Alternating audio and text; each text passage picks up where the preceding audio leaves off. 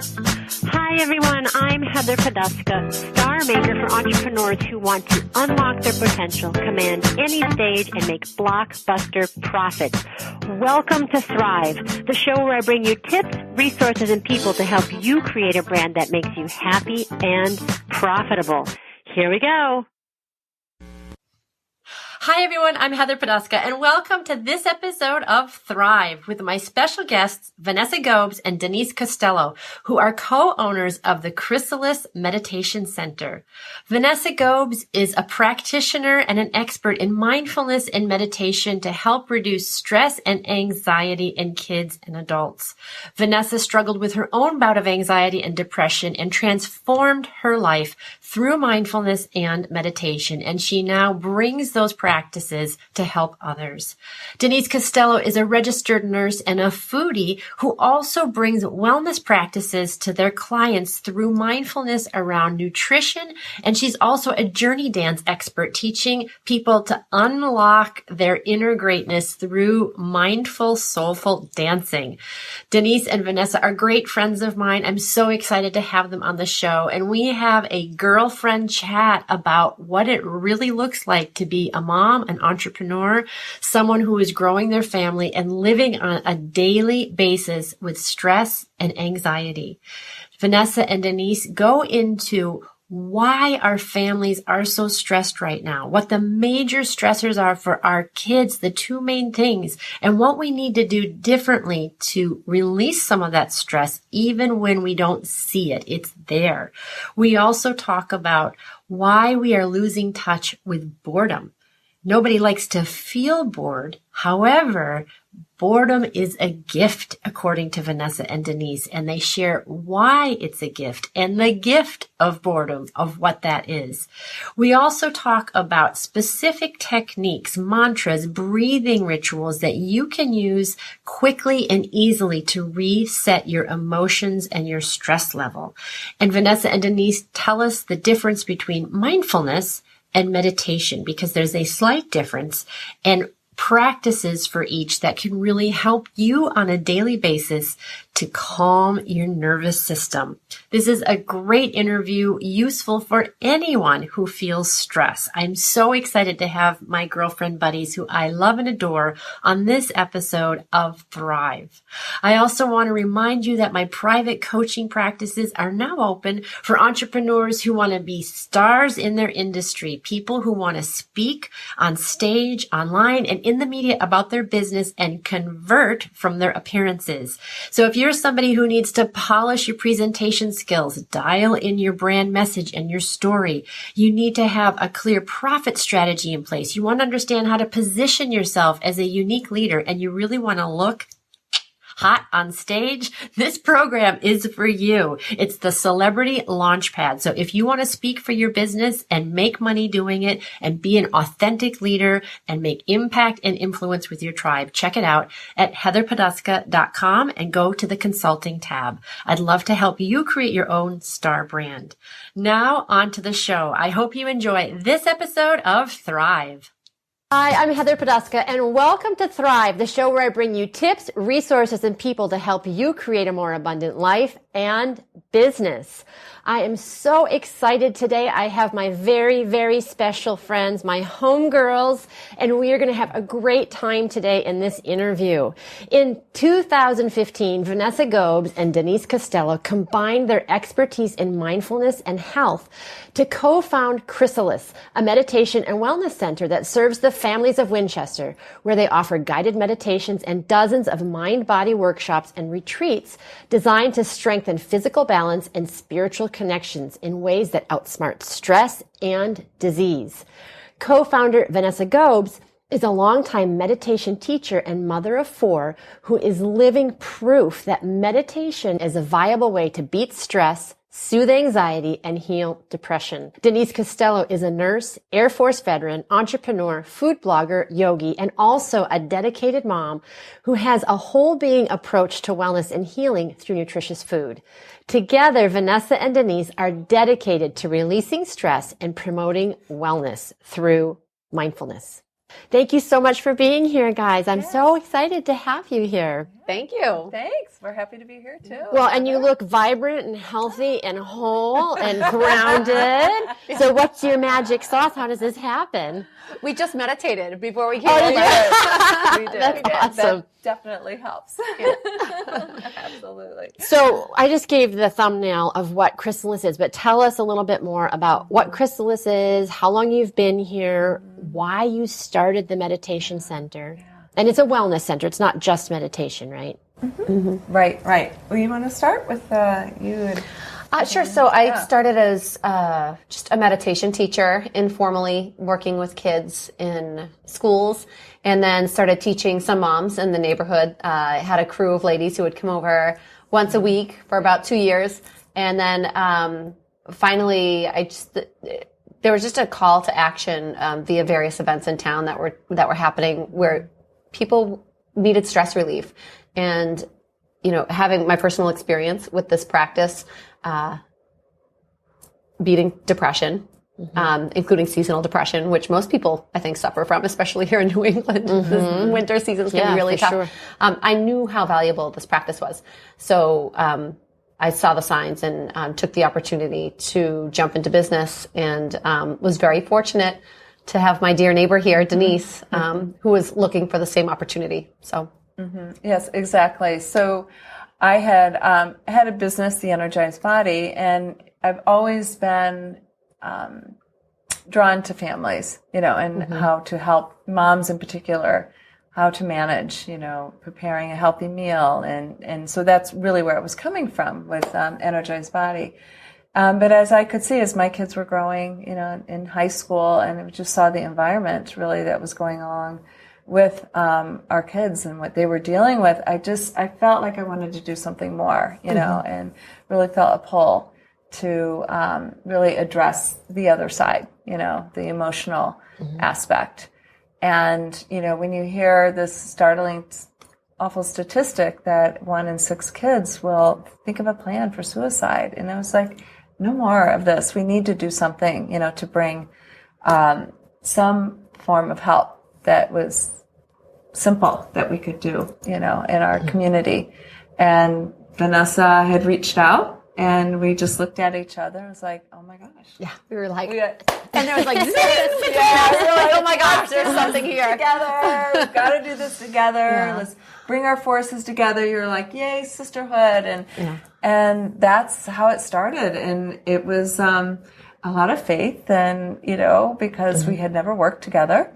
And we really didn't know each other very well. We didn't know each other that well either, but I think we just had this passion, and this goal that we really wanted to help and to do something proactive. It's divine chaos. Yes. Exactly. Well, we're all moms, and we all live in this community, and from the outside it looks very idyllic. And, and we're all dressed in our nice clothes right now, and it's all a pretty picture in the studio. But we live in a time where there is a lot of stress and pressure on our kids, even though it looks like on the outside that everything is, copacetic. So what do you find that's different now than maybe like 15, 20 years ago with kids and what they have to deal with? Well, there's quite a few things. I think the phone has made a big difference, because even though you can have a very together family, you go to church together, you eat around the table together, you have a fun Sunday afternoon, events that you do together as a family, and you can have all of that, but you really don't know what's going on in your child's life that's coming into them, that they're hearing and that they're getting bombarded with all the time. And I think that's the difficult thing. And I've experienced that with my own children. They had, just some tough things happen. And so I think that's one piece of it. Yeah, and I would definitely say the other piece is more than ever we are overscheduling. Well, there's so much pressure, and I think when you live in a community where there are a lot of smart, ambitious people, there's that sense of you want your kids to keep up. I think part of that might be like when we were kids, I was outside playing in the dirt, in the mud, using my imagination. We didn't have phones, so we were really using that creativity muscle. And the phone is great, computers, television, they're all fun and great, but you know, a lot of it's spoon-fed to you. Your creativity is not challenged as much because you're being entertained so much of the time. Yeah, and not just through the phone. I mean, it's also through the chronic scheduling that we as parents, we're all guilty of it. We've all done it to our kids. You know, I started one of my daughters in ballet when she was 2.9 years old. It's like somebody told me that she had great feet for dance, and I was like, oh, I've got to get her in ballet. And you know, I think that my poor first born daughter, I probably made a lot of mistakes with her, and she's probably suffering some anxiety because of it. But I think I learned with my subsequent children and definitely came way off the gas as far as scheduling goes. And I think that they're a lot happier for it, and they're a lot more relaxed for it. When they're moving from activity to activity to activity, there's no time for boredom. And when these kids get bored, sometimes they panic. I'm bored. I don't know what to do. And, you know, we've experienced this with our children, right? So we have to teach them it's okay to be bored, you know, and if you're panicking when you're bored, think about what else you're going to panic over. You know, when big things happen, you can't even handle being bored. So boredom is a real gift, and I think that we're not giving it enough credit. And honestly, a lot of, you know, we talk about reasons why people meditate or practice mindfulness. One of the top reasons that people will engage their meditation or mindfulness practice is because they're bored. So, well, I don't think everybody knows what it means to be mindful. So can you really break it down? Some people know what meditation is, but what's the difference between meditation and mindfulness, and what are some of the different practices that people can use? So I'll take this one. So meditation is a formal practice. I usually say it has a beginning and an end. So you might sit down to meditate, or you might practice Tai Chi or yoga to meditate. You could even do a jogging meditation, so long as you jog, you are really aware of every single footstep that you're taking. And when your mind wanders off, you bring it right back to your footsteps. Is there a chocolating meditation? Because I'd be really mindful of that. Yes, mindful eating. There certainly is. I like that one. We need to add that to our course description. So that I would say that is the major difference, is that mindfulness is an informal practice. So that I can be mindfully aware as I'm sitting here with you just by really tuning in with my senses and feeling my full presence in the space with you. Sometimes we'll call it being in the room and really being in the room. And sometimes we can call it like compassionate awareness, intentional compassionate awareness. Yeah. And what are the benefits? So now I'm meditating, big deal. So what does it do for me? Oh, well, there's many physically and mentally, there's a lot of benefits. So physically, we talk about stress, right? That we're like, crazy. And in reaction to stress, our body puts out cortisol. And which is fine, for a short period of time. But if we are constantly like worrying or rushing and doing this and that, like in our busy world, and we have this chronic cortisol going, it really can wreak havoc on our bodies. It can it raises your blood sugar level. It can raise your heart rate. It adds visceral fat, into your abdominal area. And I don't know about you, but I don't want that. I was like, come on. And it can really disrupt your sleep, as well. And that losing sleep and not being able to sleep well is really wreaks, again, havoc on your body. It can even make you eat and crave sugary carbohydrate stuff, because it when you have lack of sleep, you have this hormone called leptin, which tells your brain, you're full. It's time to stop. When you have lack of sleep or too much cortisol, it actually turns that off. So inflammation is another thing that'll turn that off. And we don't want that. So then you are just eating more things that you don't need. And it actually then will also turn on the ghrelin, is another hormone that just tells you to continue to eat, and it elevates that. We don't want to be walking around all juiced up on cortisol all the time. It's not good for us, and we know it's not. And there was actually a study that came out, I think it was in 2014, by the University of California at Berkeley, that said chronic chronic stress leads to late life mental illness. Wow. Yeah. So what we're doing is through all of the stress, we're creating habits in the body, you know? These experiences they're all connected. Mind, body, emotion, they're all connected. And when one thing happens and then the other two react the same way, and that happens over and over again, that, you're positioning yourself to experience that very readily and easily and reactively. Yeah. So what we're trying to do is just wedge some awareness in between the stress and the reaction to the stress, and mindfulness can help us. I think I found, so I'm a fairly new meditator, like a consistent meditator, you know, for the past year. I looked at kind of my way of calm was through prayer or, you know, my spiritual practice. And since we've been working together, you know, I've really been practicing this on a daily basis.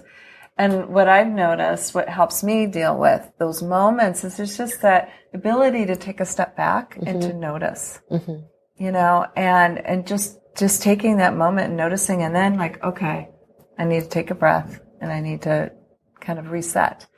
And so I feel like that's my little wedge, you know, in the middle of it all. And also just even being aware, just being more aware of maybe where other people are coming from. And so your reaction is different. You know, maybe you're choosing to react maybe in a different way because you've been able to kind of step back and to have a different understanding and maybe looking at it differently.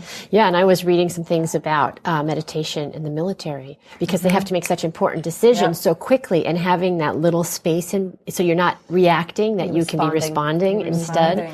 It's huge. And one of the things that I like about meditating is the breath. I mean, because I'm a singer, so I'm always thinking about breath. But when I get anxious, you know, if I wake up in the middle of the night and my mind is racing, sometimes I can't shut my brain down. And even if I'm meditating, you know, being quiet, and it's like, no way, sister, that train is going through. But I can anchor my thoughts on the breath and just be present to the breath. And because I'm focused on that, I can't put my attention elsewhere. So that eventually calms me down. So sometimes it's not, for me, it's not just not thinking about something. I have to actually have something to hold on to. So what do you say to people who say, I can't do this. I'm like this. I'm frantic. I'm, you know, frenetic. I don't have the time. I can't meditate. What do you say to those people? So there are a gazillion ways to meditate. There's not just one. And that's something that we really work hard at introducing to people. And we always really want to make this practice practical. A practice should be practical, and it's got to meet people where they are. So if the idea of sitting down in one place and navel gazing for 20 minutes makes you want to rip your hair out, then don't do it. That's the first thing I think that we would say. Also, when you were talking about, and so many people experience this when you're falling asleep and your mind is racing and you want to shut it off, know that there really isn't a trick to shutting it off. You might not ever shut it off because the mind is moving all the time. That's what it does. It's a thinking machine. So rather than shut it off, maybe we can focus on turning it down. And we can do this a lot of different ways. Using a mantra is a great way. And that might be a longer conversation than we have today, but it's just using words as an anchor.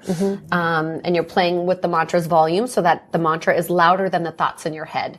So, actually when I wake up in the middle of the night and I'm noticing that the train is rumbling through, what I will do is notice my breath. And when you notice your breath and you listen to your breath, especially at night, you'll notice how very loud it is at night. Well, I know some people's breath is very loud at night. Exactly. Won't name names. Right?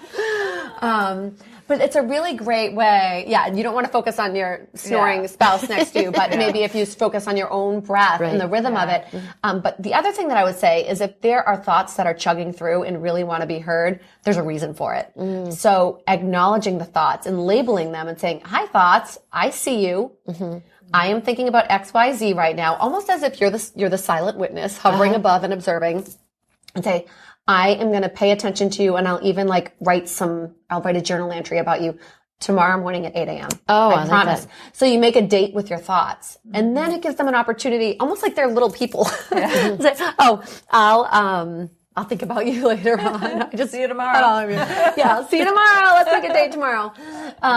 So I think that's really effective because they're there for a reason. Right. They want to be heard. Yeah. And that's okay. We're humans and that's what we do, we think. So it's just a matter of how we interact with our thoughts. I love that. And because I had a little bit of a stressful time a couple months ago and I was waking up in the middle of the night with a pit in my stomach. And that situation resolved. It's different now. And I'm like in all ways feeling much calmer, but I still sometimes, wake up with a pit, not wake up in the middle of the night, but wake up in the morning with that same feeling. And I know it's just residue from that. It's in my body. So what I started doing, instead of like trying to get rid of it, I just started like really focusing my attention there, saying, okay, what are you trying to tell me? What do you need? Yeah. And then it was like, okay, I'm not forgetting about you, but that's so cool. Let's go on. It's your little residue baby. Yeah. Either that or it's all the cortisol that's staying around. Oh, that's so awesome. It's important though. This is something else that I personally have been practicing lately, because I've had my own residue baby in my heart space. And when I've been feeling stressed at work, because we have a big event coming up and we're marketing and we're trying to fill seats. Yeah. And when you're trying to fill seats and you don't know what's on the other side of that and you're scrambling and working so hard and you have no idea what the outcome is going to be, it is very stressful. And so I really feel like the lessons that I learn in the office, specifically this one about stress, are lessons that I'm supposed to share with people who may be experiencing the same thing. So I know it's there for a reason. And so my little residue baby is taking, his space up right here. And how I've been dealing with it is probably very similar to the way you've been dealing with yours in your belly, is that I notice it. It's in my heart. It's squeezing. I know it's there. And my response to it is, instead of panicking and saying, oh my gosh, I'm going to die early of a heart attack because my heart is squeezing all the time, is that instead I'm just going to watch it and I'm going to breathe into it. I was just going to say that. So I bring white light. Yeah. I let it enter through my heart space and it expands. On the in-breath and on the out-breath, I breathe it out through my mouth. Yep. I let all the black, gooky stuff come out through my mouth that doesn't serve me. And then it transmutes into white light that always lives around me in my little white La La Land, unicorn-filled, rainbow-filled aura. But it's also filling your body. You're oxygenating your cells, right? And you're opening up your rib cage, and even that, like, is giving you that confidence stance. It's giving more of that stance, so that, like, gives the messages to your brain that you're in you're in control. You have the power. Yeah. So. And there's also another great study. It just came out last week on December 6th. It was produced by Northwestern Medicine. And they did a study that proved that there's increased brain activity on the in-breath through the nose specifically. Oh. So breathing in through your nose, it not only, it can increase fearful thoughts, right? So it like solidifies fearful thoughts. So if you have bad thoughts going through and bad juju that you're taking in on your in-breath, you want to get rid of that, right? So you want to bring in good juju on your in-breath, because they also enhance your emotional responses and your hippocampus, which is home also to not only emotional responses, but your memory. So improved memory and improved fear if you're using it in-breath.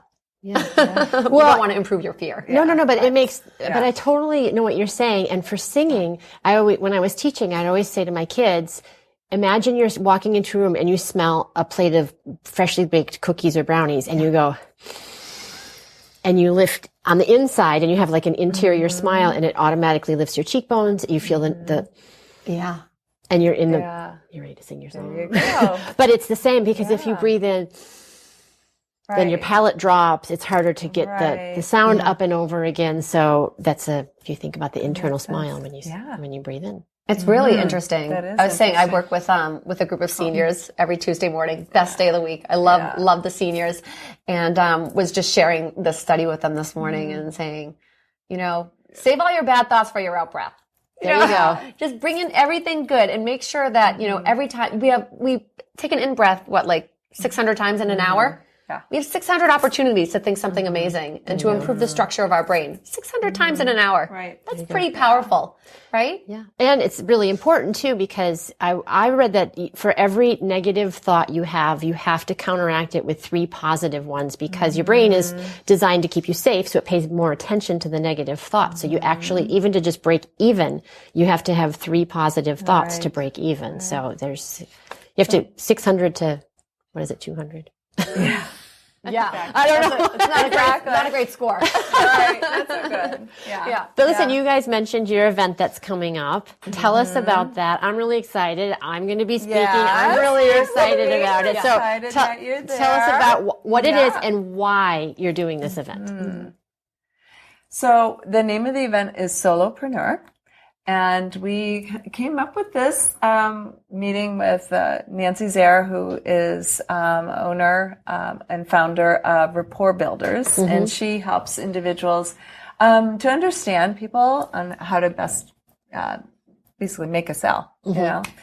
And we were talking about like, oh, there's so many things that we know, you know, that could help other female entrepreneurs and how hard it is having a business and starting a business, you know, yourself. But when you pull together, you know, a band of other fabulous female that can share things to help, it just makes it so much easier and a lot more fun. And also bringing in the importance of bringing in, you know, the physical, you know, movement and how fun. We've all been in conferences before. You're sitting at the table and everybody's out there talking. And, you know, you're kind of jazzed up and you love what you're hearing, but, you know, it's tiring and you just kind of feel sluggish, you know, at the end of the day. And so we really wanted to put in this whole mind-body practice together by having yoga.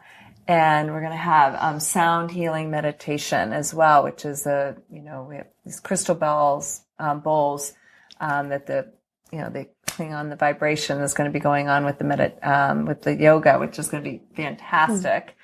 And meditation, of course, with the Vanessa. And then we have Tori Burtons she is the founder and creator of Journey Dancing. And so we're going to end the day with some Journey Dancing. So if people have never done Journey Dance before, I'll tell. I've never done it. With my story. So I was, exactly. So I was at Kripalu this summer, and I was taking a week-long program called Psychology of the Chakras, and the whole thing was like very hippie, and they're like, just move your body and feel your energy, and the whole time I'm sitting here like this, like this is so not me. Like I'm not this girl, and I'm not gonna move my body, and so. Halfway through, there's this British girl in my class, and she was like, "Let's go. We're going to do this this shamanic dancing. It's called Journey Dance." And I was like, I'm not going to do it. But everything sounds really exciting when you offer it with a British accent. Yeah. So she asked me one more time, and I was like, okay. So we went in and we started I walk in, everybody's lying on the floor. There's like 150 people, all ages, all colors, everything on the floor. We're lying on the floor, and so I'm lying on the floor with her, and then Tony Perkins is the founder of Journey Dance, and it's this big movement, right? It's a national movement. And so she's telling us to slowly get up off the floor, and we're just swaying a little bit, and then we start meowing and barking and like scooping peanut butter with our ribs like this. Oh my God. I can't even tell you. It was so funny. And this is the thing about Tony, which I wasn't getting through the Psychology of the Chakras program as far as movement goes. She entered my heart space through humor. And there's I couldn't take it too seriously. And Tony didn't. Yeah. She was funny. Yeah. And then, then she starts playing Justin Timberlake. And who doesn't want to shake your body to talk Justin Timberlake? And then the next thing I know, I'm like throwing my hands in the air. I'm saying, praise Jesus. I'm like not even Christian. I'm like throwing invisible stuff into a invisible fire in the middle of this room with these people. It was so much fun, and it was sweaty, and it was crazy, and it was totally unexpected. And so, we have this picture on our website of this, it's like a crowd of people in a mosh pit, and there's this one lady, she looks like she could be our age, and she's getting thrown into the air, and she's like dirty and muddy, but she's got a big smile on her face, and she's getting thrown into the air, and I feel like, for me, and I think we want people to leave at the end of Solopreneur feeling like a little dirtier, a little grittier, a little sweatier, a little more experienced, a little braver, and ready to do something fun, exciting, like just let loose and know, most importantly, that you're 100% supported by the hands outstretched below you. Exactly. So if somebody wants to get sweaty and dirty and gritty and Then they scoop the peanut butter with the Jersey dance. Where do they find out more about solopreneur? And it's SOUL, right? Not SOUL. Yes. Solopreneur.net. And by the way, so if you don't want to get sweaty with Tony, you don't have to. Yeah. We have a non-sweaty workshop that's going on at the same time with another amazing woman, Diane Bischoff. So I'm just trying to imagine what are you going to wear? This is what I want to know. That was so fun. You can wear like colorful athleisure wear, so no heels. Leave those at home. Okay. So it'll be very comfortable, and you're just going to be like with just a great tribe of women. That's awesome. And our headline. Mentioned our headline. Yeah. Tell her about that. So, Kate Northrup, we're super excited to have her headlining the event. She's such a talented person. She wrote Money, a Love Story. She's a Hay House author, New York Times bestselling author, and she travels around the country speaking. Her mom is Dr. Christiane Northrup. Wow. Who doesn't love her? Anybody who's given birth or has a vagina has got to love Dr. Christiane Northrup. She's done so much for women. Yeah. But to have her daughter here with us and bringing that energy and enthusiasm is going to be really exciting. And we're just, we're very lucky. Yeah. We feel very lucky and to have you there. Oh, I'm thrilled. I'm thrilled to be a part of it. So I'm excited. I can't wait. And talk about, because I think a lot of entrepreneurs that are in the heart space sometimes are not as comfortable about the money piece. Yes. So to have Kate there, and I'm going to be talking about how to create a brand that makes you happy and honors your values, but also makes you money at the same time. So exactly. It's perfect. Yeah. And that's a message that, we really want to get out to the solopreneurs, the entrepreneurs, the fempreneurs, the mompreneurs, whatever title you adhere to yourself, is that it's important to take care of your mind and your body. Like you've got to put yourself first. And then once this is taken care of, then go ahead and ask for it. Like don't be afraid of, like you say, like own your brand, make the sale. Don't just leave the fear behind. It doesn't serve. Breathe out the fear in the black cookie smoke and breathe in.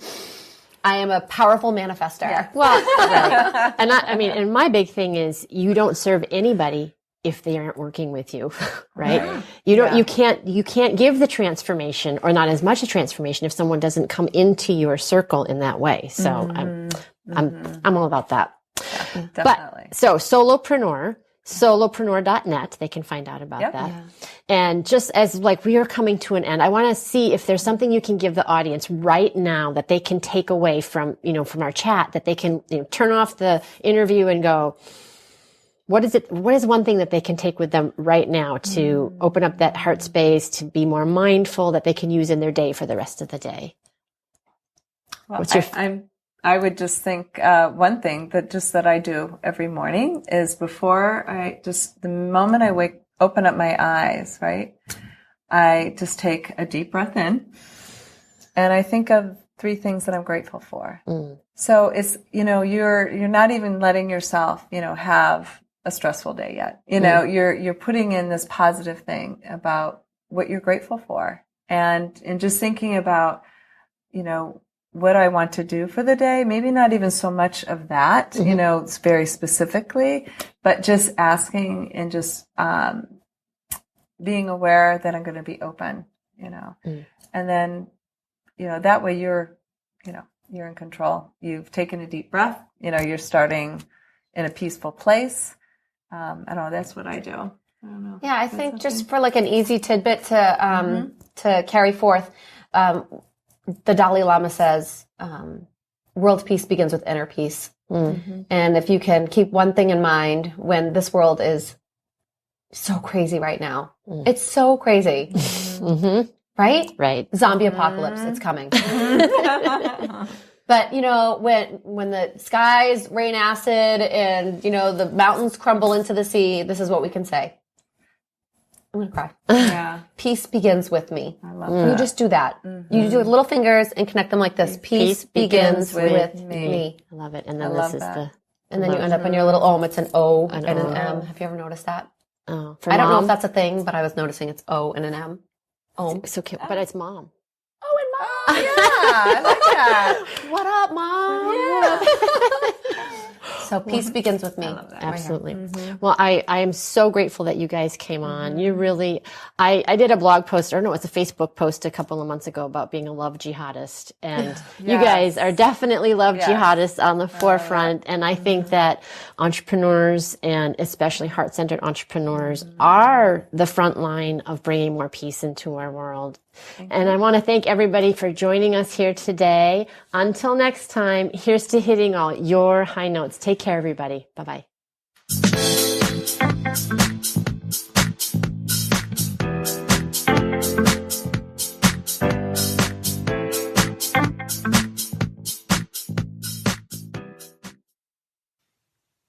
Hi everyone, it's Heather again. I hope you enjoyed this episode of Thrive. Every week we try to bring you people and information to help you change your life for the better, to grow your business, to expand your thinking, and to open your heart. If you did enjoy this content, I would so appreciate it if you would go to iTunes and review us. Let us know how we're doing. We'd love to hear your thoughts and your feedback. And if you found this information helpful or useful in any way, please share it on out. Let your friends and family know about Thrive. And finally, if you'd like to know more about me, you can visit me at heatherpoduska.com. Until next time, here's to hitting all your high notes.